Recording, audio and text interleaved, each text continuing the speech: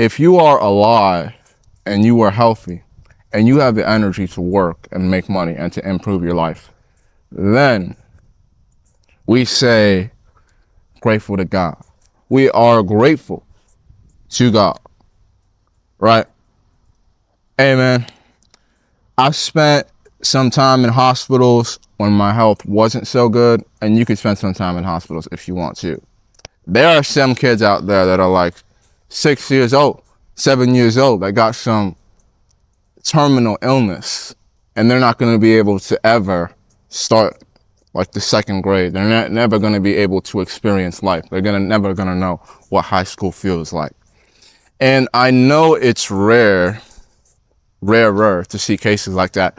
But think about what you do to yourself every day. If you go on Instagram and you look up all these rich guys who got boatloads of money to go on yachts and to buy expensive cars, you're looking at the 0.01% of men in society. Of course you're going to feel bad about yourself, comparing yourself to guys who are in the top 1%, top 0.01% percentile of society. Of course you're going to feel bad about yourself. Now, that's a rare case, keep in mind, but you should still strive to get up there. Now, in the same way, when you can feel sad about comparing yourself to guys with much better lives than you, you can also be grateful. You can also choose to be happy when you look at guys who have a lot worse situations than you, right? You know, in nature, if you weren't born a human being, for example, in nature, if you were born an animal, you'd be living life in constant survival mode, in constant threat of a predator coming around. That's what would happen if you were in nature, if you weren't even born human. We're lucky to even be born human right now. You know what I mean?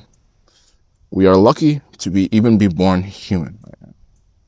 There's kids in hospital, 6 years old, 8 years old. There's people that didn't do anything to anyone, 9 years old, 12 years old, that got some horrible illness out of anywhere, unsuspecting. And they're never going to be the same ever again. And they never got to experience high school. And they never got to experience college. And they never got to experience life. And they're sitting at home crying, and the only thing that they want is a normal life, is a chance at a normal life.